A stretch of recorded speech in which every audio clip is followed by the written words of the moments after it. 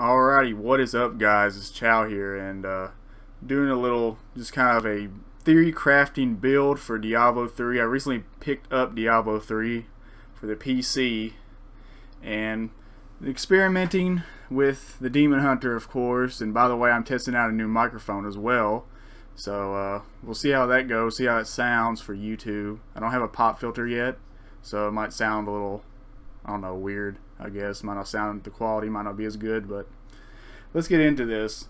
So I did a video on the PS4, kind of like a Marauder combo, Natayla sort of thing.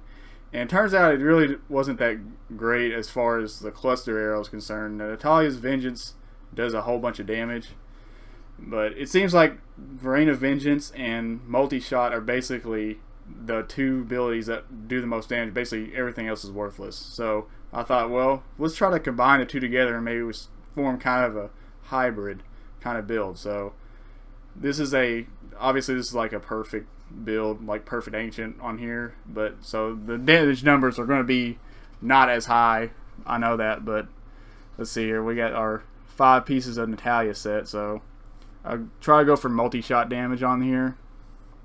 And you know, just a regular diamond, and then this one has Rain of Vengeance on it and the discipline and stuff.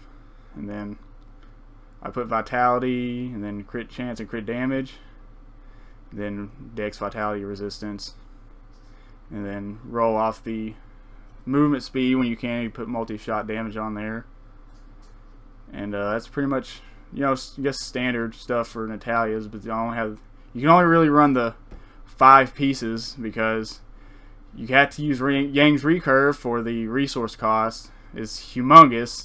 That's so insane. 50% all resources, even discipline. That's insane bow, to say the least. So you really can't use the weapon, and you really can't use focus. I mean, you can't use the ring because you pretty much have to use focus and restraint, because it just gives you an insane amount of damage and allows you to just blow shit up. And I put Ring of Royal Grandeur on here to get the 6-piece bonus. I really wanted to fit in Obsidian Ring of the Zodiac on this build, but unfortunately you can't because of those 2 criteria you had to meet. So I guess I have Dead Man's Legacy, obviously, with multi-shot and cooldown, and then cooldown on Yang's recurve. Then Crashing Rain is the belt, obviously, because it's just basically a whole bunch of damage for free, so why not?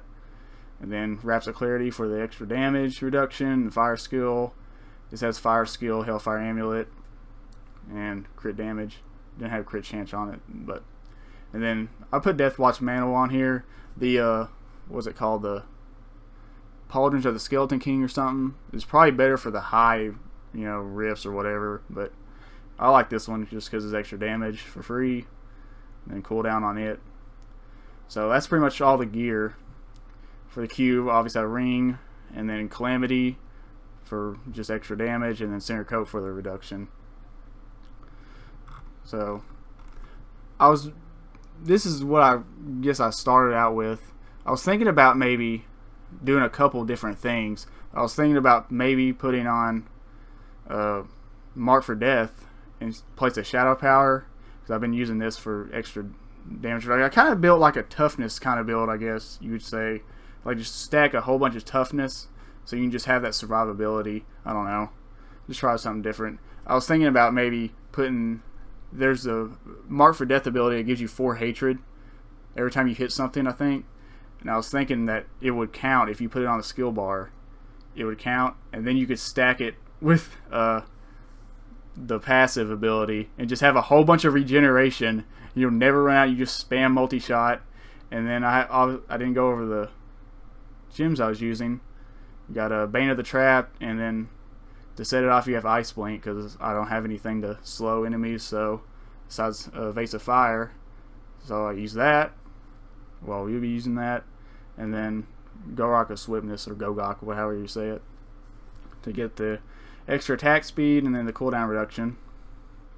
So I guess that's all the skills. I mean, I'm really looking for feedback mostly about, you know, how I'm going about this build. I'm not looking for like a insane build. Like, I'm trying to get something different from, you know, the same meta 2 builds, you know what I mean? I'm just looking for something different.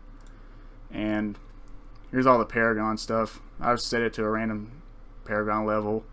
I'm just now hit 70 on the PC version of Diablo 3, so I'm like Paragon level 25 now.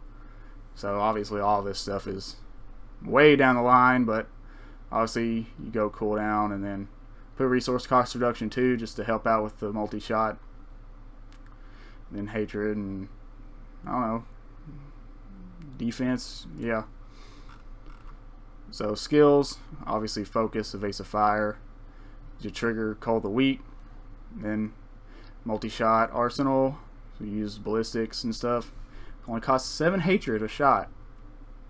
It's pretty awesome. And then got a good amount of DPS, not as much as you'd see on a that I've seen on the Unhallowed Essence builds, but you know, kind of that's what I'm looking for, kind of a hybrid. It's obviously not going to be as strong.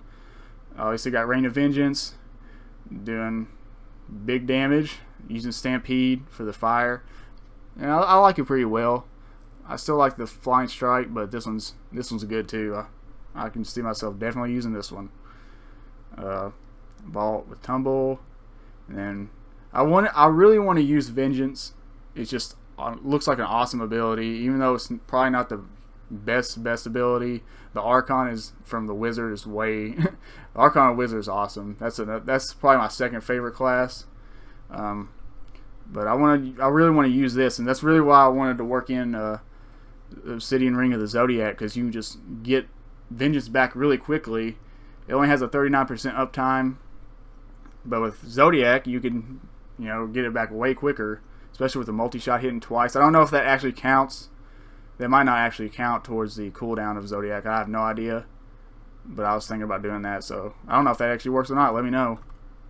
And then Shadow Power for just the life per hit and the extra damage. I know stacking wraps and then Shadow Power, and then I had another 35%, right? Yeah, the Rain of Vengeance.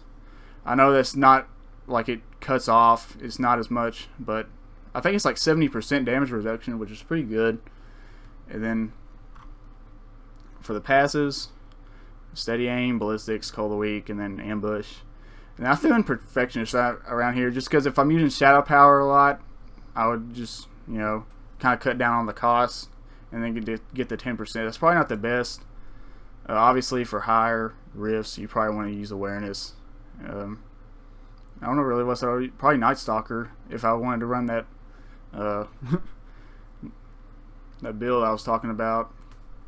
You get like a huge amount of hatred back if that all works out. It might not even work though, so that's just me acting stupid. You know, I'm not a professional gamer. I don't know this game at like the back of my hand, so there's a lot of stuff I don't know about. So I guess that pretty much wraps it up. This is where you can look through here. So 1.8 damage, 19 million toughness is without Shadow Power. Let's see. Ooh, 29 million. Is that it? Yeah, I think that's probably not like a whole lot. Other classes. I've heard Demon Hunter's like one of the weakest classes this season. So hopefully you need to buff it, Blizzard. Come on. Demon Hunter's like the best class in the game. So awesome. So you got 43% crit chance and then 43% crit damage. The way I could put, if I don't need the extra cooldown, I could put another crit chance if I really needed it, but I don't know. I think around the 40%, 50% is good enough for me, I guess. And we got 45% multi-shot and then Rain of Vengeance and stuff. Piss Poor resistances. Of course, I didn't add the secondaries. So if I have a resistance secondary, then obviously that would be a little bit higher, but it's not going to be too much higher. You got the 70% damage reduction. I have no idea if that will actually help. Like I said, you probably still get ripped up in greater rifts.